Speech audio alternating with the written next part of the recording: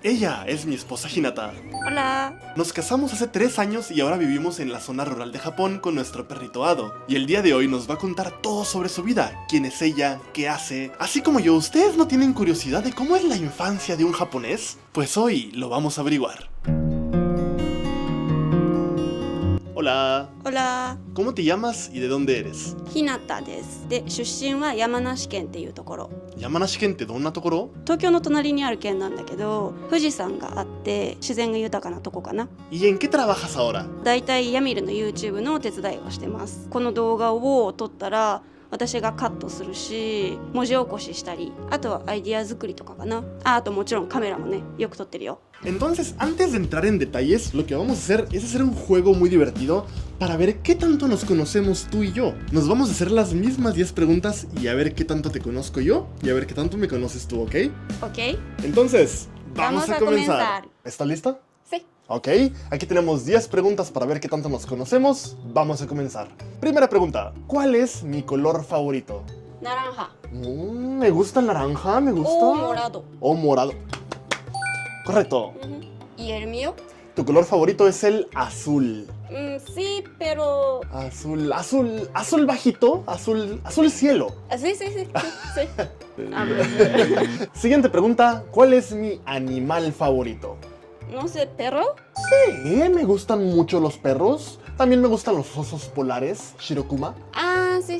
Pero ahora que tenemos a este precioso, hermoso, perros. Sí. Perros. ¿Y el mío? Obviamente perros. Sí, claro. No conozco una persona que le gusten más los perros que a ti. Siguiente, ¿qué estación del año me gusta más? Fuyu. ¡Ching! ¿El mío? A ti te gusta el otoño. Aquí des. Siguiente, mi anime favorito. Desu Note. ¡Trin! ¿Tu anime favorito? En general es Ghibli. ¿Cuál es mi videojuego favorito? Sumabura o Fushigi no Boshi. Uno más. ¿Va? Por favor. ¿Va? Banjo. Te la doy equivocada. Creo que mi favorito sí es Banjo-Kazooie. Estuvo cerca. ¿Y el mío? Tu videojuego favorito, yo creo que es La Leyenda de Zelda Breath of the Wild o Animal Crossing del Nintendo 10. Sí. Ok, perfecto. Siguiente, ¿cuál es mi fruta favorita? Sandía. Obviamente. Sí, correctísimo. ¿Y el mío? Tú tienes muchas frutas favoritas. Sí. La fruta del dragón, te gusta mucho el durazno, te gustan mucho las uvas. ¿Hay uno que te gusta más? ¿Sí?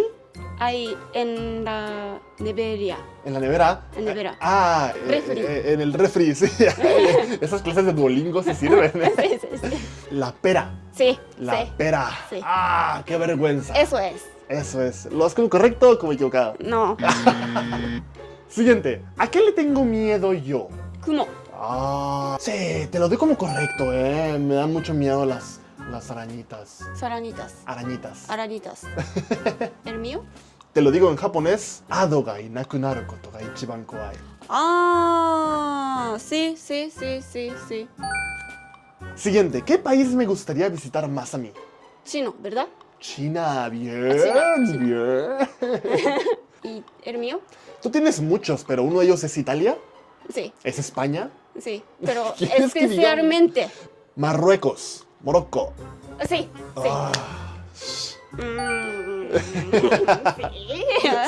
Siguiente, ¿qué es lo que más quiero comer yo en este momento? No sé. ¿Burrito? ¿O hamburguesa? Unos burritos de frijolitos con salsa. Sí. Ay. Todo lo que me digas, todo es correcto. Todo. Muy fácil. Muy fácil. ¿Y el mío? Tú, ahora que estamos en otoño y está un poquito frío, ¿quieres comer nabe? Sí. Con muchos hongos, con mucho tofu, con mucha verdura. No. Correcto. Bien. Siguiente, ¿cuál es el trabajo de mis sueños? ¿Nintendo? Creo que me conoces más tú que yo mismo, ¿Y el mío? ¿A ti te gustaría ser una investigadora de animales? Esta es la puntuación y definitivamente yo perdí. Soy un mal esposo. Seguimos en The Shop.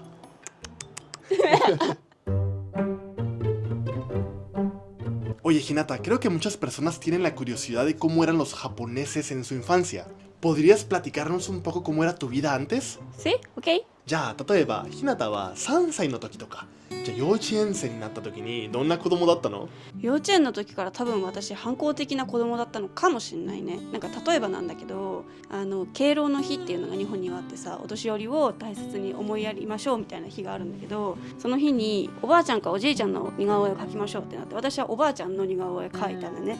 でそれで提出しようとしたら先生に「いやこれおばあちゃんじゃないでしょ」って言われて、でなぜかっていうとシワも一つないし、あとピンクの洋服を着てるのありえないでしょみたいな、おばあちゃんはピンクの服なんて着ないでしょって言われたので、そのまま私はって思いながら、これじゃ提出できないからここの2本シワを描いて、ここも描いたかな、でピンクの洋服を紫に塗りつぶしてで提出したら、やっとおばあちゃんになったねみたいなことを言われて提出したんだけど、なんかそれ今でもすっごい覚えててさ、実際私のおばあちゃんすごいおしゃれだったので、私の目にはすごい可愛く映ってたから、私の目に映ってた私のイメージのおばあちゃんを多分私は描いたんだよね。で実際ピンクの洋服も着てたし、だからなんでそんな決めつけるんだろうみたいなさ、そもそもこう絵ってさ、自分から見てどう見えるかっていうのがさ、別にそれでいいじゃん、それを書いていいじゃん。なのにいちいち口出しされるのはちょっとどうなのかなみたいなってずっと思ってた。あともう一つエピソードあるんだけど、じゃあ突然あなたたちの夢を教えてくださいみたいなことを言われて、で夢なんてないよみたいな、そんな何にもまだ決められないじゃんみたいな。だってね、まだ子供だし、ね、そう幼稚園だし、なくてもいいっていうことだね。そうないって言った子がいたんだけど、いや決めないよみたいな、決めないといけないのかって思って、じゃあ、お花屋さんかなって思ったら、私の直前の子がお花屋さんだったの、同じく。でも私それ考えて決めてたから、私もお花屋さんって言ったら先生が「いや真似したでしょ」って、ちゃんと自分で考えてって言われて「いや考えてこうなんだけどな」みたいなっていうようなことをすごい覚えてるの。先生の目からすると反抗的に映ってたかもしれないね。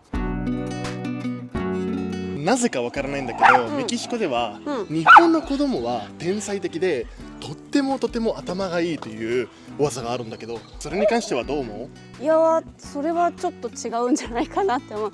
だって日本の中でもさ、勉強好きじゃない子もいるし、もちろん得意な子もいるし。でもなぜ海外ではそういう風に思われてると思う？なんでなんだろうね。塾とか行く子が多いからなのかな。日本の小学生とか中学生はラジオを作ったりとか、すごく技術の高いものを作ったりとかっていうイメージがあるんだけど。なるほど。人によっちゃそうだよね。確かにそれ好きな子もいるのはわかるけど、でもなんだろう、みんながそれをやってるわけじゃないと思う。小学校でそんなことやってる子は私知らないし、みんなじゃないよね多分ね。じゃあひなたは小学生だった時にどんな科目を勉強してたの？国語、算数、理科、社会、体育、図工、音楽、家庭科、あと道徳があったかな。ちなみに体育はどうなの？私たちはもちろんサッカーもやるし、バスケもやるし、野球とか、あとプールが学校にあるからプールとか、夏だけだけどね、ダンスとかもやったのかな。ひなたの学校にプールがあったってこと？そう日本のね学校はね結構あるところが多い。なんか東京は分かんないんだけど、ちっちゃいからさ、土地がないから。でも田舎の学校は大体あるんじゃないかな。すごいね。ひなたは昔どんな習い事をしてたの？ピアノと水泳とか習字と、あとお菓子作りの教室に行ったり、茶道もやってたし。いろんなことをしてたね。そうだね。どれが一番楽しかった？お菓子作りの教室かな、あと茶道かな。で一番嫌いだったのは？ピアノ。ピアノ？なぜ嫌いになったの？私がね3歳からやって始めたんだけど、で結局中3までやったんだよね。なんだけど先生がめっちゃ厳しくってさ、なんかもともとその教室が音大にさ行く生徒とか出してるところだったから、それはね分かるんだけど、とにかく厳しい。でうちの親も同じく厳しく、先生が厳しいから親も厳しく指導しないといけないから、家でも毎日たっぷり練習させるみたいなさ感じだったんだけど、練習大嫌いだったし、ピアノ別に弾けてもなんか楽しくなかったんだよね私。途中で嫌いになって、なぜすぐにやめなかったの？やめさせてくれなかったんだよね。そうなんか日本だとさ、私のイメージでは物事をこうコツコツ続ける、長年ね続けることっていいことだって言われているイメージがあるんだけど、それを私に習得させたかったらしくてずっとやめさせてくれなかったんだけど、結局さ私もう本当にやりたくなかったの。もちろん日向のことをよく知ってるから今もピアノ嫌いじゃん。嫌いだね。僕はピアノの音楽を流すとなんかみたいな、違うなみたいなって言ってくれるから、やっぱり昔やってたこと20年30年経っても影響がやっぱり続くんだなって強く思った。そうだね。でもなんか先生も先生で不思議なんだけど、練習しない生徒ってもうどんどんやめさせられるの。私はなぜかやめろって一度も言われたことがなくって、むしろなんか私はじゃあお話ししに来なさいみたいな感じで途中からもうピアノの練習なんて一切しないで先生となんかくっちゃべるために通ってた。だからまあ先生とは結果としてすごいいい関係、こう相談相手になれたからいいんだけど、まあピアノのことは嫌いだね。そうかそうか、前日向にメキシコのどんなところが好きって聞いた時に、メキシコの家族とか親戚がよく集まるっていう、そういうところが好き、面白いって言ってくれたんだけど、日向の家ではどんな感じだったの？年に 1,2 回とかかな、親戚中が集まればそれこそ 2,30 人とか、多分うちの親戚は本当にみんな素敵な人だし私も大好きなんだけど、でもそこの中でもやっぱりなんでだろうね、田舎だからなのか、それかうちの父親世代結構上目だからなのか分かんないんだけど、なぜかうちの親戚って集まると必ずこう男性女性に分かれるの。で大体男性は座ってお酒飲みながらご飯食べてみたいな、女性たちはこう台所の方に行って、まあもちろんそこでもね喋ってるんだけど、食器洗ったり食器下げたりみたいないろいろやってるんだよね。私もね毎回ホスト側だからお酌したりとかさ、こう嫌で、昔から私はそれが結構苦痛だったかも。